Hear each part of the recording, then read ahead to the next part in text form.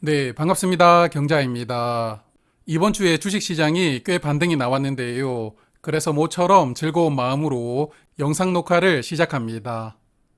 자, 이번 주에 미국 금리 결정이 있었는데 전문가들이 예상하는 것처럼 5.5%로 동결되었습니다. 그래서 이번까지 두 번 연속 동결이 되었는데요.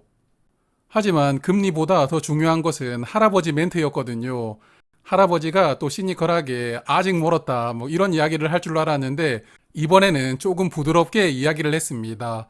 국채 금리가 많이 올랐기 때문에 앞으로 금리 인상을 신중하게 결정할 것이다. 할아버지 입장에서는 가장 비둘기스럽게 이야기를 해준 것인데요. 그래서 만나본 적은 없지만 지구 반대편에 사는 할아버지가 참 고맙게 느껴졌습니다. 자, 그래서 이런 할아버지 멘트가 나오고 나서는 뭐 금리 인상이 끝났다. 이런 기대감들이 주식시장에 반영이 되었고요. 미국장이 급등을 하면서 한국장도 목요일과 금요일 이틀 연속 급등이 나왔습니다. 그래서 이번 주 장중에는 2300을 깨고 내려왔다가 그래도 주 후반부에 크게 반등이 나오면서 2368포인트로 마감을 했고요. 전주 대비 2.9% 상승이 나왔습니다. 내친 김에 다음 주는 다시 2400 돌파를 기대해 봅니다.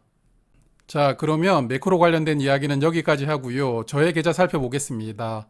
제가 ISA 계좌를 만들고 나서 첫 번째로 손절한 종목이 나왔습니다. 바로 삼양옵틱스인데요. 삼양옵틱스 마이너스 10% 이상 손실이 나오고 있었지만 손절로 결정하였습니다. 그리고 삼양옵틱스 매도한 금액으로 하나금융지주 다시 매수를 했고요. 현대차 UB도 추가로 10주를 매수를 해보았습니다. 삼양옵틱스는 최근에 3분기 배당 공시가 나왔는데 저는 그래도 100원 정도는 기대를 하고 있었는데요. 이번 분기는 50원 지급하겠다고 공시를 했습니다. 아직 3분기 실적을 공개를 하지는 않았지만 3분기 실적이 생각보다 좋지 않은 것 같고요. 이런 추세라면 4분기 실적도 장담하기 어렵다고 생각을 했습니다. 그래서 올해 배당금이 현저하게 작년보다 줄어들 것이라고 예상이 되어서 그냥 삼양옵틱스는 손절하는 것으로 결정을 하였습니다. 자, 그리고 제가 저번 달에 하나금융지주를 매도를 하고 나서 또다시 정부에서 은행들에게 많은 관여를 했는데요. 이번에는 은행 종노릇 한다 뭐 이런 센 발언까지 나오면서 은행주 보유하신 분들에게 또 한 번 큰 상처를 주었습니다. 그러다 보니까 은행 종목들 단기간에 주가가 또 급락했는데요. 하나금융지주만 보더라도 주가가 43,000원 이상 머물렀었는데 불과 2주 만에 주가를 39,000원까지 쭉 내려버렸습니다. 거의 10% 가까이 주가가 내려왔는데요. 저처럼 은행주를 또다시 언제 들어가 보나 생각하는 사람들에게는 이번이 찬스였다고 생각을 하였고요. 일단 가볍게 50주만 담았는데 금요일에 주가가 또 크게 올라가서 4만원 넘더라고요. 아, 그래서 그냥 100주를 살 걸 그랬다. 이런 후회를 해보았습니다. 4대 금융지주가 모두 실적을 발표를 하였는데요. 하나금융지주만 잠깐 말씀을 드리면 3분기 실적이 좋지 못했습니다.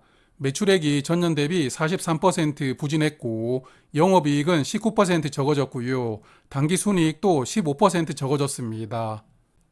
그리고 컨센과 비교를 해보아도 영업이익은 마이너스 9% 적어졌고요. 당기순이익은 그나마 1% 늘어났습니다. 그래서 컨센과 비교를 해보아도 실적이 그다지 좋지는 못했는데 그나마 당기순이익을 컨센 수준으로 유지했다는 것은 저는 다행이라고 생각합니다. 여하튼 다음 주에는 4대 금융지주 실적과 올해 배당금을 정리를 해볼 테니까요. 자세한 이야기는 다음 주 주중에 말씀을 드리도록 하겠습니다. 자, 그래서 계좌 잔고를 보면 SK텔레콤 저번 주보다 주가가 약간 올라간 것 같기는 한데 여전히 5만원 아래에서 살짝살짝 머무르고 있습니다. 그리고 현대차 UB는 저번 주와 비슷했던 것 같고요. 리츠 두 종목이 저번 주보다 주가가 조금 반등한 것 같고 그동안에 빨간불을 보여주던 삼성화재가 이번 주에 하락하면서 마이너스로 전환하였습니다. 그리고 솔미국 배당 다우존스는 주중에 주가가 9,500원까지 내려갔다가 그나마 조금 회복을 했고요. 마지막으로 최근에 담은 하나금융지주는 그래도 매수하고 나서 주가가 조금 더 올라갔습니다. 삼양옵틱스를 매도한 금액의 절반 정도가 남아있는데요. 저는 연말까지 두 종목을 추가 매수를 해볼 생각인데요. 그 중에 첫 번째는 현대차 UB입니다. 제가 이번 주에 현대차 UB 10만원 초반에서 10주를 매수를 했는데요. 혹시 주가가 10만원 이하로 깨고 내려온다면 다시 10주 추가로 매수해 볼 생각입니다. 그리고 삼성화재 우선주는 18만 원 아래를 기다리고 있는데요. 만약에 주가가 18만 원 이하로 내려온다면 5주 정도 추가로 매수해 볼 생각입니다. 자, 그리고 분기 배당 종목들이 3분기 배당금을 공시를 하고 있는데요. 분기 배당주 3분기 배당금하고 지급일을 간단하게 정리를 해보았습니다. 먼저 쌍용 CN이 10월 27일에 벌써 지급을 했더라고요. 그리고 신한지주도 지난 금요일에 3분기 배당금 지급을 했고요. KB금융은 11월 8일에 지급될 예정이고 우리금융지주와 하나금융지주는 11월 10일에 지급될 예정입니다. 이 5종목은 2분기 배당금과 3분기 배당금이 동일한데요. 삼양옵틱스는 2분기보다 배당금이 50원 적어졌고요. 11월 13일에 지급할 예정입니다. 자, 그리고 현대차, SK텔레콤, SK하이닉스는 11월 14일에 지급할 예정이고요. 효성ITX는 16일, 삼성전자는 20일, 그리고 K카는 22일에 지급할 예정입니다. 이 6종목은 2분기 배당금과 3분기 배당금이 동일합니다. 그리고 아직까지 배당금을 공시하지 않은 종목이 포스코홀딩스, 한원시스템, 아이마켓코리아, 시젠, 제일제당입니다. 이 5종목도 늦어도 11월 말까지는 배당금 지급을 예상합니다.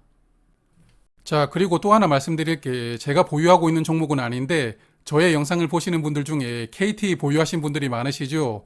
지난 10월에 KT가 주주 환원 정책을 발표를 했는데요. 아직까지 모르는 분들을 위해서 제가 정리를 조금 해보았습니다. 일단 첫 번째로 KT 별도 기준으로 당기 순이익의 50%를 주주 환원 재원으로 사용한다고 했는데요.